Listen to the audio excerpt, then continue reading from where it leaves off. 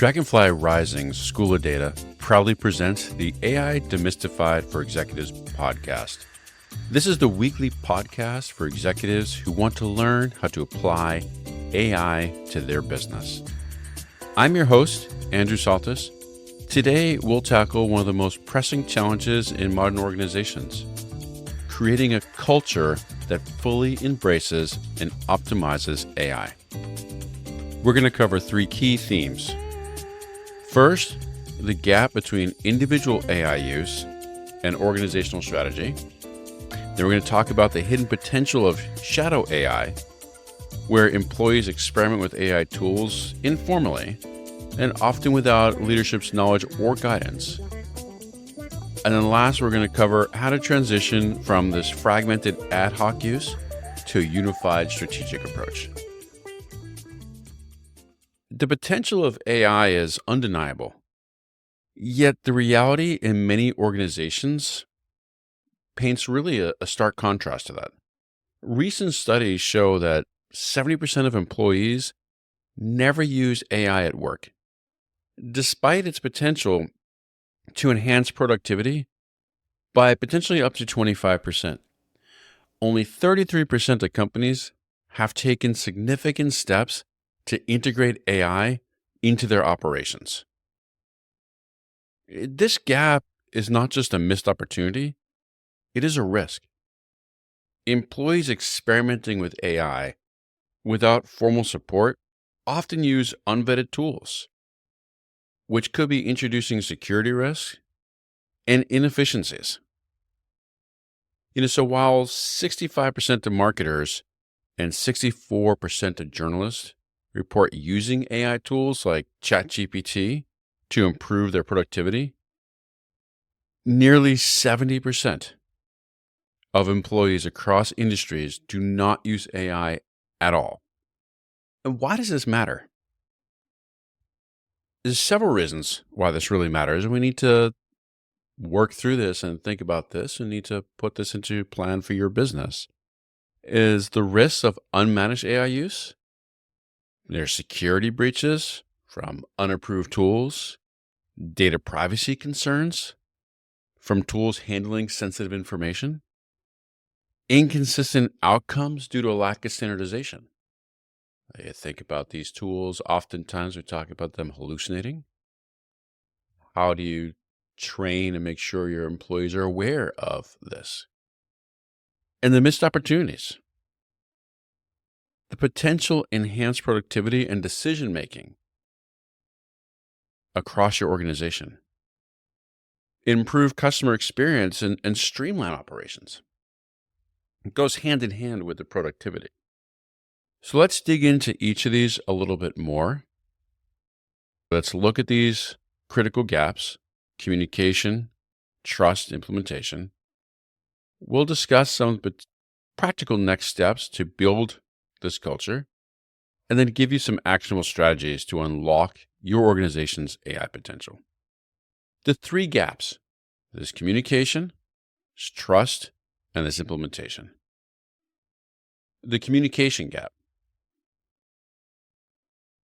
The core challenges that you'll see across this and what you're going to be facing, we have misaligned metrics. So your data scientists often focus on the technical metrics. For instance, model accuracy, while executives look for ROI, efficiency gains, or revenue growth. There's a misalignment here that we need to address of how do we have everyone have a shared language. These different terminologies really create barriers to understanding and to collaboration. A data scientist may celebrate 90% model accuracy, but what does that mean to you as a business executive when you're looking at questions about the impact on quarterly revenue? It'd be really hard to go from model accuracy to impact on quarterly revenue. So a real miss here and a misalignment in our terms. The solution for this and where we need to go and where you really need to think about this across your organization is How do you develop shared metrics, dashboards, for say, that bridge this divide? For instance, instead of focusing on technical performance, instead flip it. Highlight tangible outcomes like increased lead conversion. It's something that's a business metric. So it's going to take work across your teams in the enterprise to how you need to have the conversation to start to bridge this gap and have everyone talking the same language. Think about it again from another example of fraud. A fraud detection model achieves 99% precision.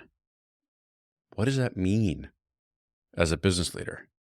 How do you interpret model precision with reducing fraud-related losses? Right, they're two totally separate things. So you need to have that conversation. I'd urge you to think about creating a shared metrics framework and mapping these technical metrics to business KPIs. But maybe there's a way that you could translate precision and recall into a percentage reduction in false positives if it was fraud. And use data storytelling as a way to bridge this gap. Replacing perhaps static dashboards with narratives, linking AI results to business priorities. I think about going all the way down to use cases that are being implemented and mapping them back to business priorities. As an example, say your recommendation engine increased product views by 30%, leading to a 12% sales uplift in Q3. An action item or two of them for you. One, I urge you to host cross-functional workshops to align on metrics and goals. The first step in that workshop before you get aligned may really just be understanding where everyone's coming from. The second step, the second action item for you, just handling this communication gap that exists, is to regularly review dashboards to ensure they highlight business relevant outcomes. The second gap, the first one's communication, the second gap is trust. Many employees have fears about job security and displacement from AI. There's concerns about bias, about lack of transparency, and misuse of AI systems. And some of this comes from a vague or absent policies around AI. So you can understand when there is a ambiguity in the policies, when your AI strategy is not communicated across the organization, employees will start to have fear that this could displace their jobs. If you think about the metrics that I provided at the beginning, about 70% of employees never use AI at work. If you're not using it and they're hearing about it, they're seeing things in the news or other things that are out there about how AI is going to replace jobs, you can start to understand how a lot of people may have fear that this could displace their job. So it's important to build this trust across the organization. Create clear AI usage guidelines. This comes down to also fostering psychological safety by encouraging the open dialogue about AI adoption. Recognize employees experimenting responsibly with AI through structured programs and really bring them on board, bring them along, bring them into the conversation.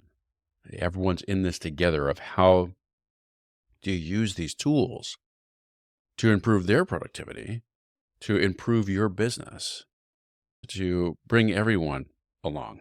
Maybe you could think about some of these concerns. Think about a customer support representative. They may fear being replaced by a chatbot without understanding how AI could augment their role, perhaps not replace it. So you think about also, there's a lot of concern for ethical issues and biased hiring. So part of the way I urge you to try and build this trust is through transparency. So really develop and share your clear AI usage policies, define acceptable tools, data privacy protocols, accountability structures. As an example, you could have a statement of our policy ensures all AI decisions in hiring are reviewed by humans to mitigate bias. Put people at ease, right? Help people understand. And have formal recognition programs. Encourage the usage. And so if you have employees that are innovating with AI usage, maybe think about having awards or spotlights. Maybe you can introduce a data-driven innovation award for employees that are leveraging AI effectively. So make it part of the culture. And how do you have the implementation is the third gap here. The challenge here is many times there's either centralized AI teams, sometimes a lab, and these may develop solutions without sufficient input from end users. So this is more in that black box of there's some AI team that's building this, but not getting input from end users. Remember, this is a inflection point across all industries and across the workforce and society of the business users directly interacting with these tools. From the AI standpoint and building products and solutions, really need to think about getting input from end users. They're using these products as well. They're using the tools that you may be using to build these products. Then you have the opposite challenge of decentralized innovation, like the crowd. So in this case, think about all the different groups that may be experimenting and they're innovating, but they often lack the structure needed for scalability. How do you balance this? So this core problem of organizations struggling to balance the top-down initiatives, centralized IT, centralized AI teams, with the bottom-up innovations. So if you think about, there's two sides to this. There's the side where you're going to have our AI team that builds this, because that's how we've traditionally delivered solutions across our enterprise. And that's worked for a very long time. And part of how that's worked is, think about some of the technologies that you use or that was being used across IT. There'd be no one in marketing that's going to go and use some of these sophisticated data tools, whether they were databases or big data platforms. They're not going to use it. So it was all centralized and delivering. And then you have that decentralized where now with AI, marketing could go and use this. Think about it as the same process that we went through when cloud first arrived on the scene. For a very long time, across organizations, we're very used to IT controls all the infrastructure, controls all the computing resources. And as a marketing, a sales, a finance, pick your department, was needing computing resources, they're working with IT to help deliver those. Whether it's solutions, whether it's just access to resources, but always working with IT. Cloud came around, another marketer could go and use a credit card and start building a solution. They still probably couldn't use some of the tools that were being used in other parts of the organization, but now with AI, they can. Okay, so we have that same thing. Managing both of it. How do you leverage the innovation that's happening from the people doing the job? So think about having a two-pronged approach, right? The quote-unquote lab, if you will, the centralized teams. And maybe they are the ones that really work on high risk, high complexity projects. Leverage them there. And then the crowd, if you will, people that are out doing the day-to-day jobs that are not part of the typical IT infrastructure or IT teams, allow them to experiment with low-risk applications, drafting content, doing things of that nature. And so think about the two sides and how do you really leverage both? It's balancing control and flexibility. It really is. There needs to be guardrails through governance frameworks. So you need to make sure that you have a governance framework in place while allowing experimentation. As an example, maybe employees may use generative AI for internal memos, but customer-facing materials require review. So you give them the opportunity to experiment, to innovate, but in a controlled manner, a safer manner where it's just for internal communication. But anything that's going to a customer, that's customer facing, that'll require review. So you have these guardrails in place. Maybe one way to think about doing that. Okay, so those are the three gaps, if you will: communication, trust, and implementation. Let's move on now to building a AI culture. And this will help tackle some of those gaps as well. The first is leadership alignment. There really needs to be a clear vision and unified for how AI aligns with your business objectives. Really need to articulate how AI fits into the overall mission in the long-term strategy. An example of this is you could have a statement as simple as, we aim to use AI to streamline supply chain operations, enabling faster delivery times and reduce cost.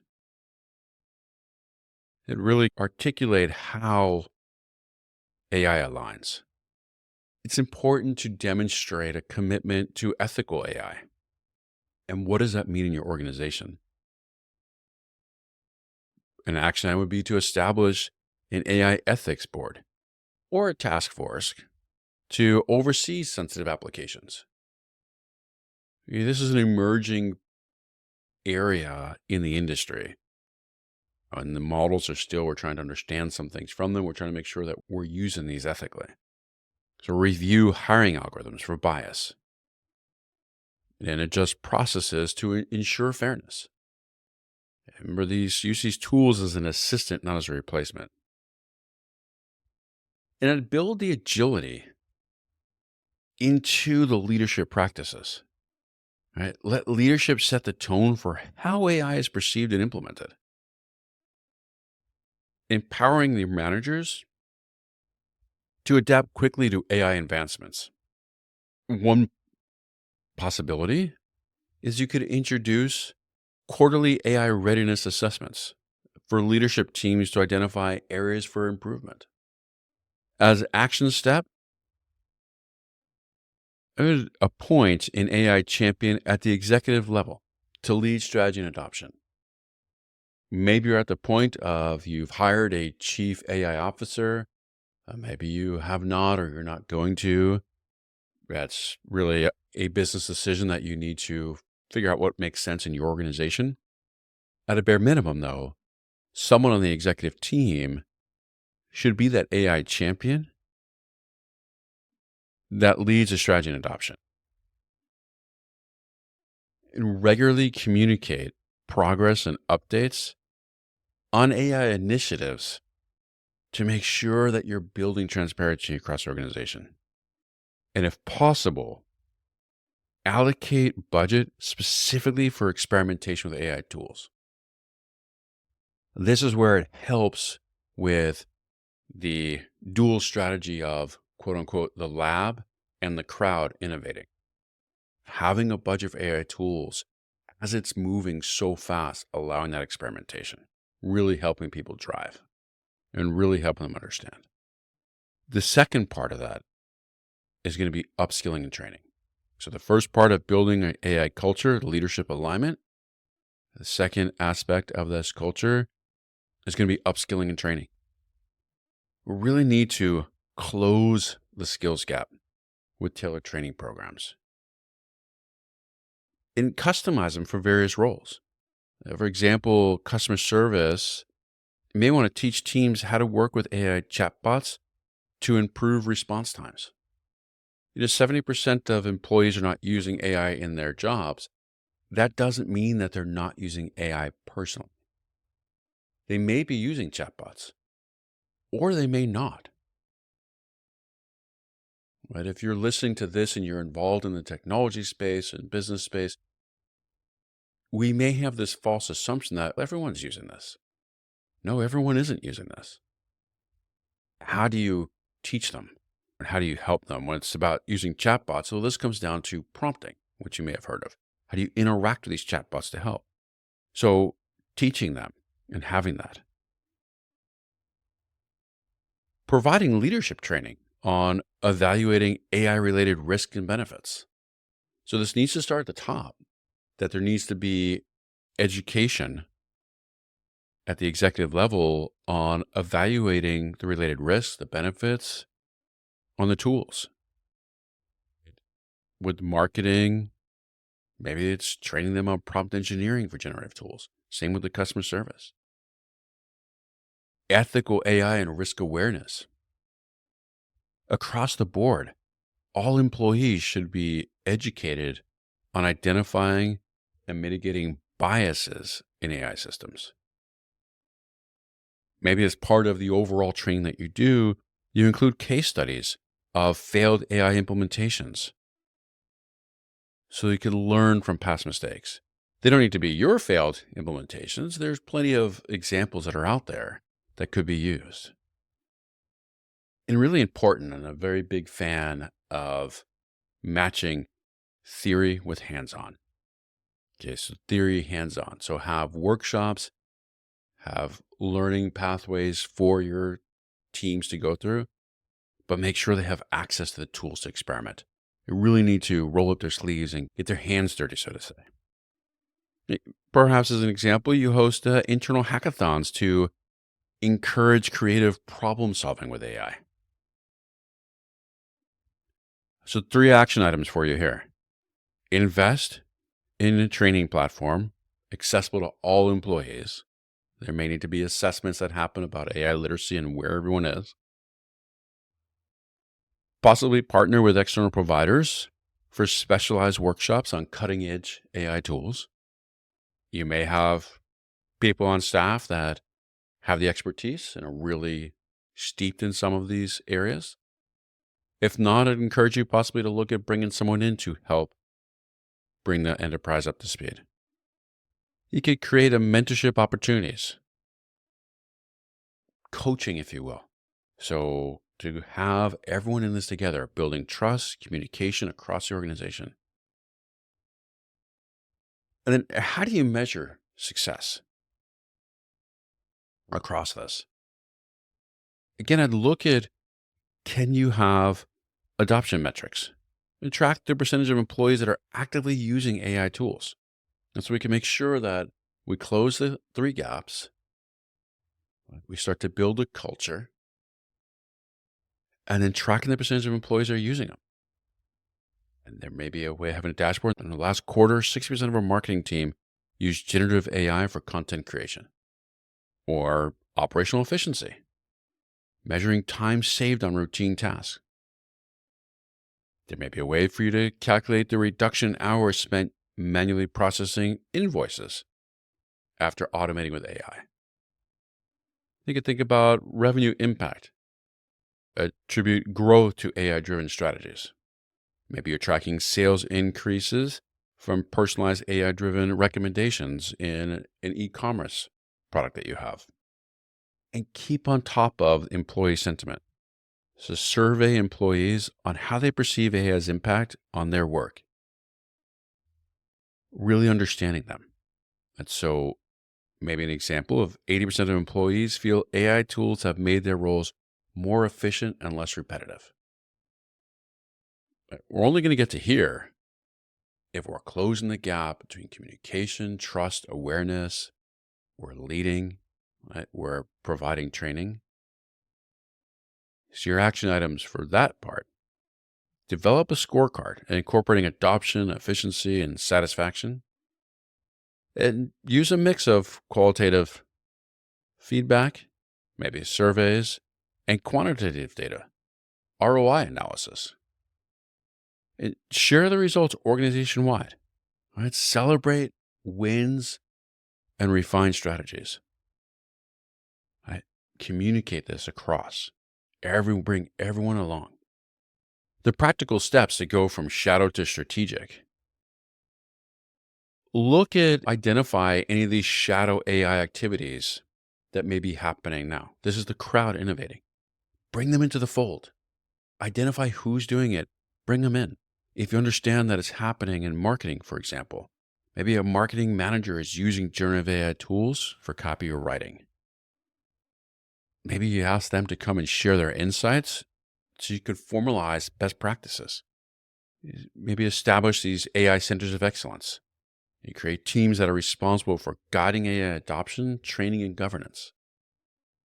As an example, a team that evaluates vendor AI solutions to ensure alignment with the organizational goals. Again, this could be traditional IT teams.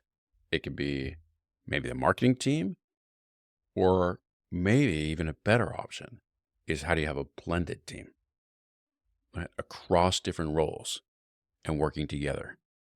They're going to see things each slightly differently. So make sure to conduct an organization-wide survey to understand informal AI usage. Maybe prioritize one or two AI use cases with visible benefits to serve as success stories and share this across. And regularly review progress and adjust the scope. In order to do this, and as you continue, really think about defining clear KPIs to reflect both direct outcomes and secondary effects like employee satisfaction. When we look forward as the future vision and to where things are going, the future of AI is collaborative. And if you've picked up on this theme across what I've been talking about in this episode, those three gaps, it is communication, trust, awareness. It's bringing everyone together. There's then the leadership aspect and the training aspect of building the culture. This is collaborative. We are entering and have entered into a time that how we build these solutions becomes more and more collaborative. I like to think about it as we're augmenting rather than replacing human roles. As a leader, I think you have to focus on long-term cultural transformation. Think about embedding continuous learning and adaptation into your organization. That collaborative evolution, it's AI and humans working together. That's how we'll define the future of productivity. Tasks like data analysis can be automated, while strategic decision-making really remains a human-led activity. Right, so building that culture and that long-term transformation and building an AI-ready culture really does require ongoing learning, agility, and commitment to ethical innovation. I'd really urge you to allocate resources for continuous education on AI trends and regulations. Develop a roadmap for scaling AI use cases organization-wide. And foster a culture that celebrates curiosity and adaptability. In closing, as we've discussed across this episode, fostering an AI-ready culture, it's not about adopting the latest tools. It's about creating an environment where innovation thrives responsibly. Start off by assessing your organization's readiness defining clear strategies, and empowering your teams. Today, we highlighted the three gaps: communication, trust, and implementation that really do hinder adoption. We discuss actionable steps to create a culture that supports AI, focusing on leadership, alignment, and upskilling and measurement. So, subscribe to this podcast for more insights into scaling AI effectively. And if you're ready to take the next step in your AI journey, join our upcoming workshop on building your AI organizations. Some of the things you're going to get from that workshop is a custom AI strategy framework, an implementation roadmap, risk mitigation plan, and a culture transformation blueprint. And this isn't just another workshop. This is really your organization's AI transformation accelerator. Find the link to register for the workshop in the show notes below. Remember, the future of AI belongs not to the first adopters, but to those who adopt it wisely and responsibly. Thank you for tuning in to AI Demystified for Executives. Until next time, this is Andrew Saltis, helping you navigate the future of AI in business.